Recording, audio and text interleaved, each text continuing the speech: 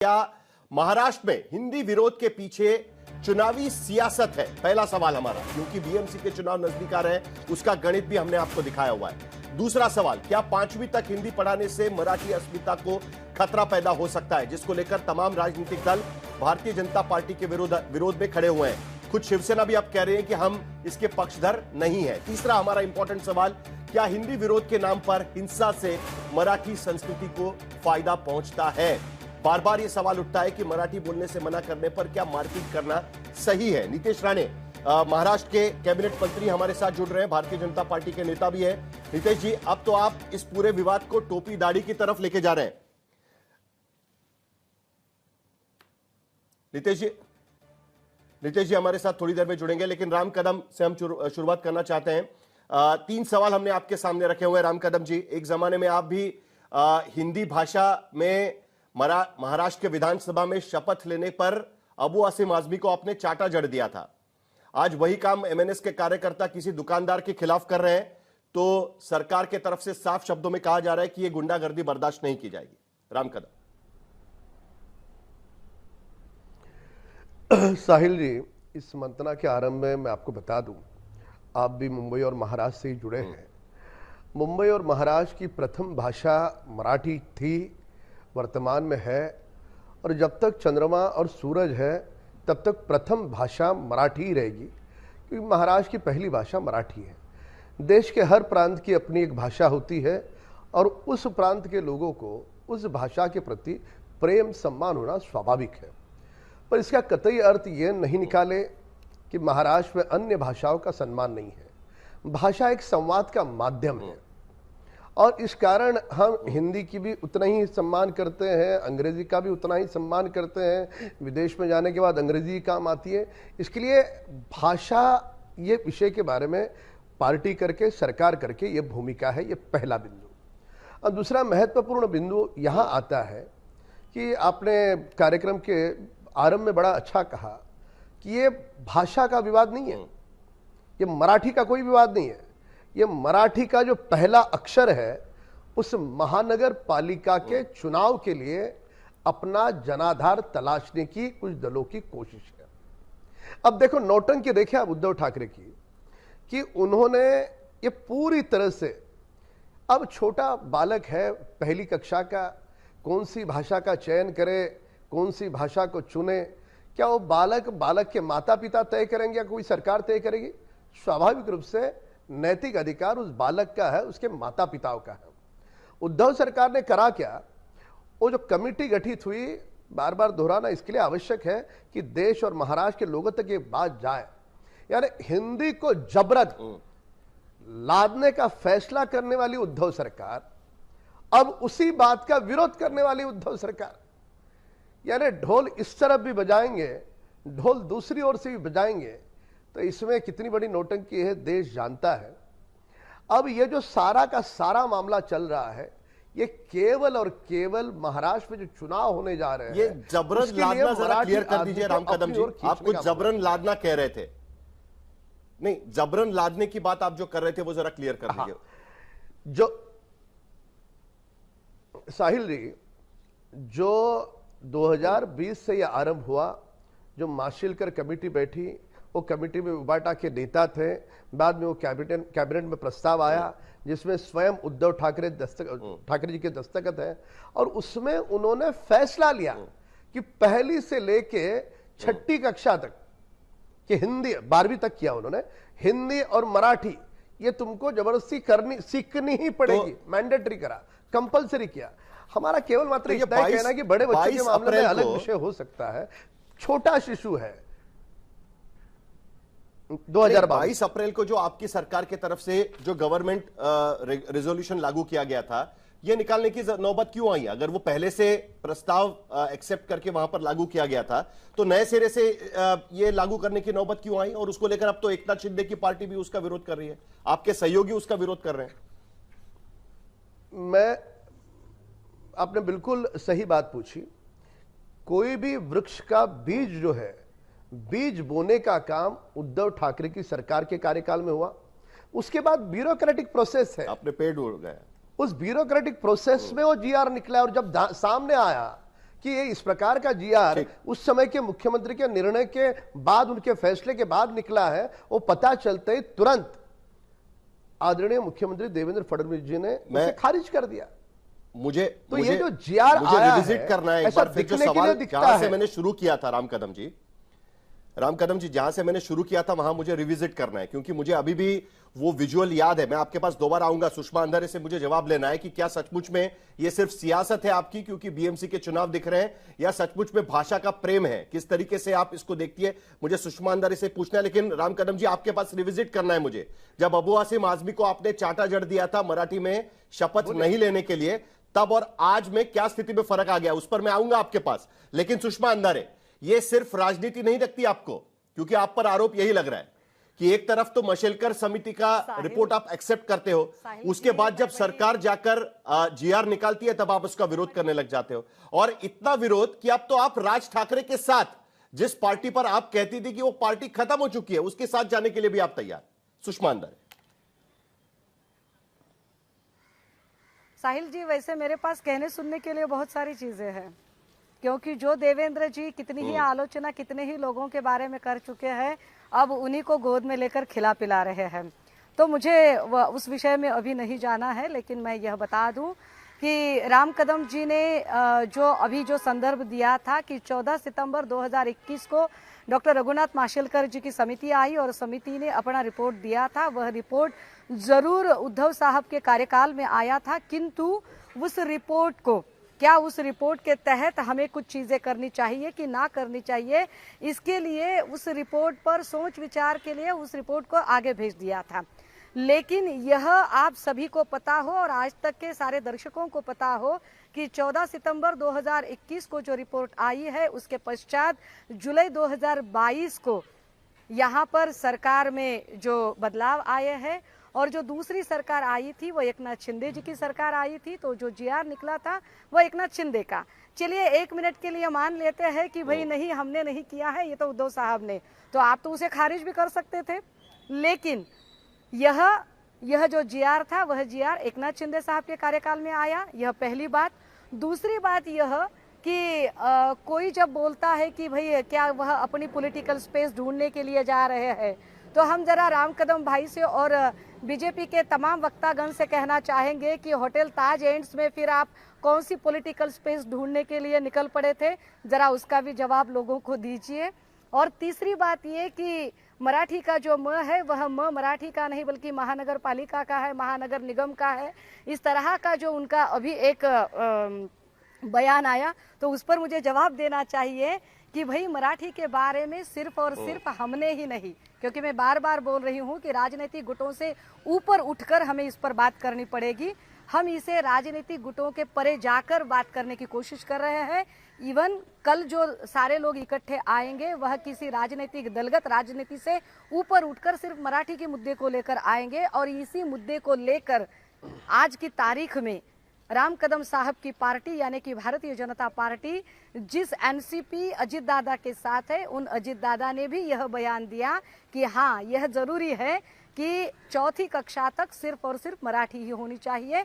अगर आपको हिंदी देनी तो है, सुषमा अंधारे कोई पॉलिटिकल अलायंस नहीं होगा 5वीं से आपको एमएनएस के साथ में, कोई पॉलिटिकल अलायंस नहीं होगा बीएमसी चुनाव के पहले, या होने की गुंजाइश है इस मुद्दे पर? मैं सिर्फ मराठी का जय जयकार करके आप वापस चले जाएंगे अपने अपने घर के साथ? यह बात मुझे यही आपको बताना है कि कल का जो मोर्चा होगा या कल का जो भी हमारा समारोह होगा वह सिर्फ और सिर्फ मराठी के मुद्दे को लेकर होगा। दलगत राजनीति से ऊपर उठकर सिर्फ 2 पार्टियां नहीं बल्कि कई लोग साथ में आएंगे। बहुत सारे ऐसे गार्डियंस हैं, बहुत सारे ऐसे माता पिता हैं स्कूली बच्चों के जो इसमें शामिल होंगे। लेकिन क्या यह जो कल जो हम इकट्ठे कदम रख रहे हैं, क्या वही इकट्ठे कदम आगे भी बढ़ पाएंगे? क्या यह सफर राजनीतिक तौर पर आगे बढ़ पाएगा? अगर इसके बारे में एक जवाब ढूंढना है तो मुझे लगता है कि हमें कल तक इंतजार करना पड़ेगा। लेकिन सच में आज की तारीख में तो इसलिए या इस संदर्भ में हमारे यहाँ कोई ऐसी बातचीत नहीं हुई है, ना कोई चर्चा हुई है।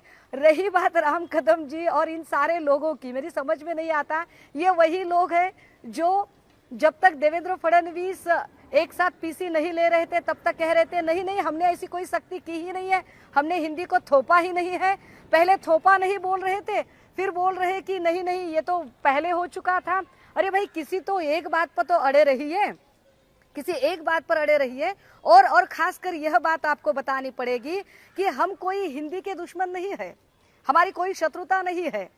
हम सिर्फ यह बोले जा रहे हैं कि पहली से चौथी कक्षा तक जो बाल मानस शास्त्र है, जो पेडियाट्रिस्ट है और बहुत सारे लोगों का कहना है कि कोई एक भाषा बहुत अच्छे से बच्चे समझ सकते हैं, और साथ ही साथ अगर एक ही भाषा सारे बच्चे समझ सकते हैं तो अगर तमिलनाडु में हमारे देवेंद्र जी वहां जाकर तमिल में बोलते हैं, गुजरात में कोई हिंदी की सख्ती नहीं होती है, दक्षिणी राज्यों में कोई हिंदी की सख्ती नहीं होती है, तो भाई हमारी महाराष्ट्र में क्यों सख्ती।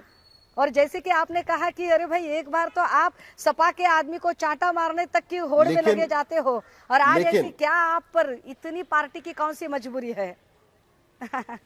पूछिए। नहीं, लेकिन शाइना इनसे आपकी पार्टी की क्या भूमिका है, क्योंकि आपकी पार्टी के विभाग से, शिक्षा विभाग से, क्योंकि आपकी पार्टी के पास शिक्षा विभाग है शाइना इनसी, उनके तरफ से ये जेआर निकाला गया। तब तो आप राज ठाकरे को समझाने के लिए गए थे, आपके पार्टी के नेता, ये कहने के लिए कि कैसे तीसरी भाषा लागू होनी चाहिए, लेकिन अब आपकी पार्टी ही कह रही है कि हमारा तो विरोध है, हम नहीं चाहते कि तीसरी भाषा पढ़ाई जाए महाराष्ट्र में, पहली से लेकर 5वीं तक। आशुतोष वर्मा भी हमारे साथ जुड़े हुए समाजवादी पार्टी के, उनसे भी हम बात करेंगे, लेकिन उससे पहले शाइना इनसी। सबसे पहले हमारे नेता एकनाथ जी शिंदे ने स्पष्टीकरण की पहले ही दिन कि मैंडेटरी शब्द का इस्तेमाल न किया जाए, और हमें गर्व है हमारी मराठी अस्मिता, मराठी भाषा, और हर एक नागरिक को सीखना चाहिए मराठी। लेकिन आज जब आप ये विवाद को देखते हैं और जो राणे जी ने सवाल उठाए हैं, उसमें भी बहुत सारे सवाल हैं जो उठाने भी चाहिए, क्योंकि 7 मनसे के कामगार जो जिनकी गिरफ्तारी की गई है, क्योंकि माननीय मुख्यमंत्री, उप मुख्यमंत्री सभी ने कहा है कि कानून को अपने हाथ में नहीं लेना चाहिए। लेकिन सवाल ये उठता है साहिल जी कि जब कोई भी कम्युनल एंगल से आप देखते हैं, उन्होंने जो सवाल पूछा है, मैं पूछना चाहती हूँ कि कौन से नल बाजार और मोहम्मद अली रोड में जाके आपने किसी को मारा है या सवाल किया है कि आप मराठी बोलते हैं या आपको गर्व है हमारे महाराष्ट्र की अस्मिता को लेके या नहीं। ये तुष्टीकरण की राजनीति जो बार बार आप देख रहे हैं, ये एक सवाल है। दूसरा, मैं जरूर पूछना चाहती हूँ, ये जो पब्लिक मीडिया आउटरीच है, जहां इतना सारा क्रिटिसिज्म आप देख रहे हैं, वो क्यों? क्योंकि म्युनिसिपल कॉर्पोरेशन का जो इलेक्शन है वो राउंड द कॉर्नर है, मनसे का कोई अस्तित्व बचा नहीं, उबाटा सेना ने अपने विचारधारा और आइडियोलॉजी को खो बैठे हैं। तो सवाल ये उठता है कि कौन से मुद्दे को लेके वो उतर सकते हैं, और मराठी को लेके जो वो एक कम्युनल एंगल बना रहे हैं, तो ये बहुत ही दुखद है। जैसे कि देवेंद्र फडणवीस ने आज कहा कि एक भाषा को सीखना इसका मतलब नहीं कि आप दूसरा भाषा नहीं सीख सकते हैं। कौन बोलता है कि आप मराठी नहीं बोल सकते, इंग्लिश, हिंदी, गुजराती, अन्य संस्कृत? शाइना जी, ये सवाल तो मुझे वागीश सारस्वत से पूछना है, मैं आपका सवाल लेके वागीश सारस्वत के पास भी जाऊंगा, लेकिन मुझे पहले इस बात का जवाब दे दीजिएगा कि आपकी पार्टी की भूमिका क्या है। अगर आपकी पार्टी इस मुद्दे के खिलाफ है, एक मिनट, वो उस पर आएंगे हम लोग। पहले आपकी पार्टी की भूमिका क्या है? आप इसके विरोध में हैं या पक्ष में है कि तीसरी भाषा महाराष्ट्र में पढ़ानी चाहिए कि नहीं पढ़ानी चाहिए? क्योंकि आपकी पार्टी ने पहले तो नियम निकाला, उसके बाद जब वापस लेना पड़ा तब आप कह रहे हैं कि नहीं हम तो विरोध में हैं। कम से कम बीजेपी पहले भी सपोर्ट कर रही थी और आज भी सपोर्ट कर रही है। अगर आपका विरोध था तो आप राज ठाकरे को समझाने के लिए क्यों गई थी आपकी पार्टी? हर एक नागरिक को मराठी सीखना चाहिए, बोलना चाहिए। हाँ, जरूरी है। इस पूरे प्रदेश में आप आए हो, यहाँ पैसा कमाते हैं, रहते हैं, यहाँ सीखो मराठी। और वो शुरुआत हाँ जरूर होती है, एक स्टैंडर्ड से ही बच्चों को सीखना ही चाहिए। लेकिन हम नहीं बोल रहे हैं कि किसी सुषमा अंधारे, आपका जवाब, फिर वागीश सारस्वत के पास जा रहा है, जल्दी से सुषमा अंधारे। बोल रहे हैं कि कानून को अपने हाथ में लो और ये कम्युनल एंगल लाइए। मुझे सिर्फ इतना पूछना था कि अब जो लोग बोल रहे हैं, अभिजात दर्जा किसने दिया? आप सोचिए, आप समझ लीजिए कि हमारे एकनाथ शिंदे जी ने क्या क्या किया है मराठी के लिए, अनगिनत है। हम वो स्पर्धा अब बोलूं मैं बोलूं, हम यही कह रहे हैं कि जो लोग अपने अस्तित्व को खो बैठे हैं और जो लोग शाइना जी जवाब सुन लेते हैं जरा। सुषमा जी जल्दी से आपका जवाब। दुरुपयोग मत कीजिए। मुझे जरा कानून अपने हाँ हाथ में मत मुझे लीजिए। जवाब यह देना पड़ेगा कि जो अब बोल ठीक है। रहे हैं, सुषमा अरे जी। भाई शाइना जी दूसरों का भी सुन लीजिए। जो अभी बोल रहे हैं कि अभी जो बोलते समय बोल रही थी कि और कह रही थी कि जिस महाराष्ट्र नवनिर्माण सेना का अस्तित्व खत्म हो चुका है उनके साथ वगैरह, अगर महाराष्ट्र नवनिर्माण सेना का, चूंकि मैं उनकी कोई प्रवक्ता वगैरह नहीं हूं, लेकिन सिर्फ इतना सवाल है कि अगर महाराष्ट्र नवनिर्माण सेना का सारा अस्तित्व खत्म हो चुका है तो आपके उदय सामंत वहां क्यों जा रहे हैं खत्म हो गई पार्टी के साथ? बार बार क्यों उन्हें मिलने की होड़ लगी रखी है? और क्यों आपको लगता है और एकनाथ शिंदे साहब को लगता है, मुझे लगता है शाइना एनसी जी जो आप आज बयान दे रही है, इसके पहले आप जरा उदय सामंत जी से एक बार बात कर लीजिए, क्योंकि भविष्य में आपके नेता एकनाथ शिंदे नहीं रहेंगे, भविष्य में आपके नेता उदय सामंत जी रहेंगे, भविष्य में आपके नेता उदय सामंत जी रहेंगे, एकनाथ शिंदे जी नहीं रहेंगे। ये उठता है कि आप किसी की आपके नेता एकनाथ शिंदे नहीं उदय सामंत रहेंगे भविष्य में, इतना ध्यान रखिए आप। दे रही है इसलिए आपके आप ध्यान रखिए कि आपके नेता एकनाथ शिंदे नहीं रहेंगे, उदय सामंत रहेंगे। चलिए। आप तो करते आ रहे हैं। अतुल लोंढे उदय पाटिल, सामंत से एक बार जरा पूछ लीजिए एक उदय मिनट। सामंत क्या चाहते हैं। एक मिनट जरा राष्ट्रीय पार्टी को भी पूछना चाहिए, क्योंकि एक वक्त था जब 2008-2009 में इसी तरीके की घटनाएं हो रही थी और महाराष्ट्र में कांग्रेस एनसीपी की सरकार थी, तब तो कांग्रेस कह रही थी कि इस तरीके की मारपीट का हम विरोध करते हैं और हम इसके पक्षधर नहीं है। और कल जो रैली होने जा रही है उसमें कांग्रेस भी शरीक होगी, ये माना जा रहा है, सपोर्ट किया हुआ है कांग्रेस ने। तो इस मारपीट को लेकर आपकी क्या भूमिका, और आपको लगता है कि इस तरीके से ही राजनीति चलेगी, हिंदी भाषा अनिवार्य नहीं होनी चाहिए? आपकी क्या भूमिका रहेगी अतुल लोंढे पाटिल? देखिए साहिल, किसी भी तरह के वायलेंस का, मारपीट का ना हमने कभी समर्थन किया था ना कभी करेंगे। जो मारपीट हुई उसके खिलाफ हमने सख्त हमारी नाराजगी जो है वो दर्ज कर दी है। कल मैंने खुद भी कहा था कि इसका हम निषेध करते हैं और इसके ऊपर कड़ी से कड़ी कार्रवाई होनी चाहिए। एक तो मुंबई जो है वो इंटरनेशनल सिटी है, ये भी ध्यान में रखना चाहिए। लेकिन ये जो पार्टी है बीजेपी और इनके साथ जो दो लोग जुड़े हुए हैं, इनका कोई ये नहीं, धर्म नहीं है, कोई धर्म नहीं है। ये है ना मुंह में राम और बगल में नथुराम, ऐसी पार्टी है। अगर आपको ऐसा लगता है कि मराठी अपनी मातृभाषा है और मातृभाषा जो होती है वो संस्कृति के साथ जुड़ी होती है, तो फिर आपने जो जीआर रद्द कर दिया उसके बाद आपने नरेंद्र जादव समिति क्यों अपॉइंट की है? नरेंद्र जादव समिति क्यों अपॉइंट की है? और आपको लगता है कि ये अभी चुनाव आया है इसलिए ये मुद्दा उठा है, तो इसके पहले भी आपने जीआर पीछे लेने की बात कही थी, फिर से उसको अनिवार्य करने, पीछे के दरवाजे से चुपचाप से अनिवार्य करने की कोशिश आपने क्यों की? चुनाव के सामने की ना आपने। और आपको अभी मालेगांव के मुस्लिम या पूरे महाराष्ट्र के मुस्लिम याद नहीं आ रहे, बराबर आपको मोहम्मद अली रोड और मुंबई में जो है वहीं के याद आ रहे हैं। तो हमारी सीधी मानना है कि इस देश की विविधता का सम्मान करना चाहिए। हमने किसी भाषा का विरोध नहीं किया है, उसको लादने थोपने की बात जो है उसका हमें विरोध है। क्योंकि जब लगता है ना साहिल, हम लोग तो मराठी है, सब मराठी बैठे हैं यहाँ पर, पैर को लगता है ना तो हम आई ग बोलते हैं। ये जो है ना एक संवेदनशील संबंध जो है, एक भावनात्मक संबंध जो है मातृभाषा का, इसलिए भाषा को मातृभाषा कहते हैं ना हम। उसके फेवर में हम है कि 5वीं से तो हिंदी है, 8वीं से तो हम लोगों ने 3 लैंग्वेज फार्मूला देखा ही है, किसी ने संस्कृत लिया, किसी ने हिंदी लिया है। अतुल लोंढे, लेकिन फिर ये भी कल सवाल अगर खड़े राज होंगे ठाकरे और उद्धव ठाकरे साथ में विचारधारा आएंगे के तो साथ कांग्रेस की तो एग्जिट हो जाएगी ना अलायंस से। कांग्रेस की तो एग्जिट हो जाएगी ना, अगर कल दो भाई साथ में आ गए तो आपकी तो एग्जिट हो जाएगी। जो है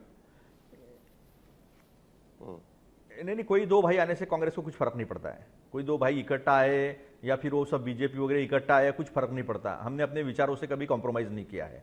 तो सवाल सबसे पहले ये खड़ा होता है कि ये विविधता का सम्मान नहीं करते।